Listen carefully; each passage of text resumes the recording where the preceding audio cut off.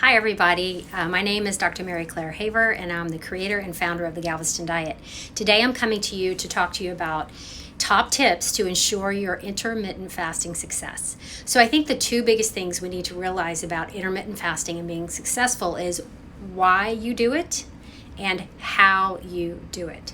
So why do we practice intermittent fasting? Why would I do something like that? As it turns out, intermittent fasting does a ton for our brain power.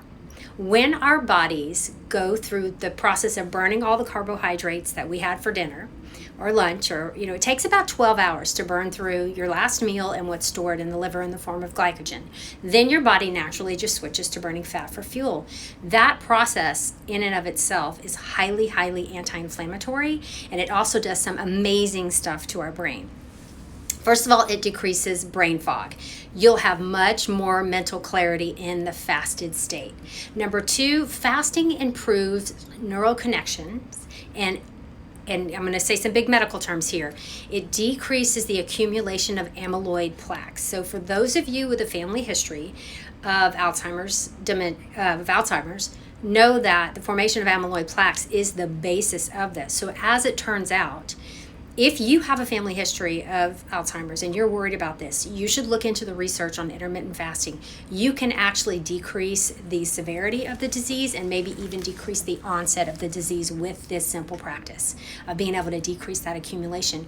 Dementia patients also get tremendously better. So if dementia runs in your family, again, you could decrease the onset and decrease the severity of the disease.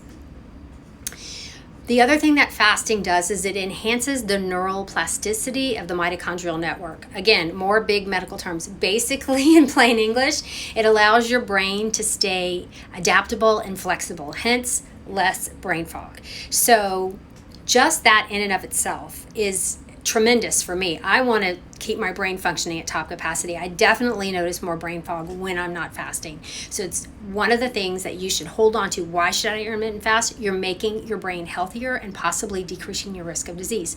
Second thing it does is it lowers your chronic inflammation levels. People who fast on a regular basis, when they do blood work on them, have decreased inflammation levels in their blood, decrease cytokines, decrease hormones, decrease things that we know are linked to inflammation. Important practice there. It's okay for weight loss. You might lose some weight with it just practicing intermittent fasting, but you in your feeding window can probably eat the same things and the same amount of calories in that shorter window of time. So you'll get the medical benefits, but the weight loss is kind of a plus or minus. You definitely won't gain weight with intermittent fasting, but you may not just using that see the weight loss that you want. You're going to have to change your nutritional profile. Now, how do you do it? Everyone asks me this all the time.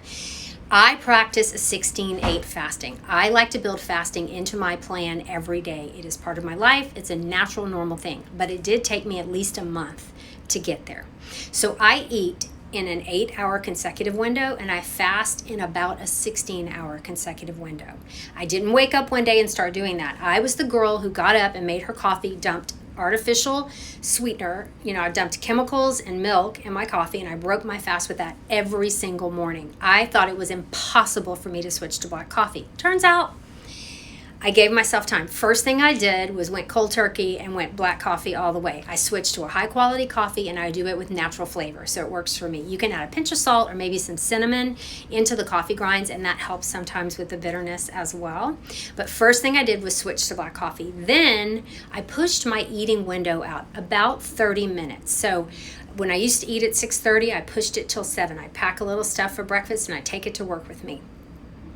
And then when 7 became comfortable and natural and normal, I pushed to 7:30. I pushed to 8. I pushed to 8:30. And eventually, over about a month, I remember sitting in my office and thinking, I made it till noon. It's time to eat. I did great. I am now an intermittent faster. So remember, it takes at least 12 hours to get to the fasting point.